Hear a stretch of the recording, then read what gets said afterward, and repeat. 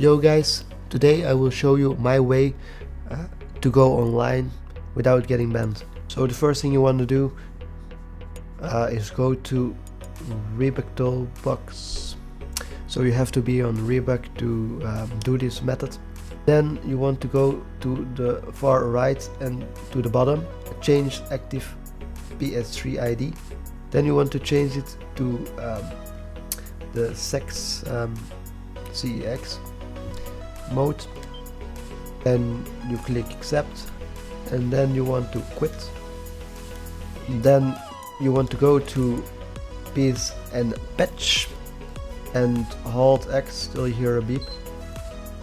Then you want to sign in and go into your game. Once you're in your game, you want to go to play online. It's just my menu, and you want to play online. Once you're online, you have to go to CC API, connect your PS3,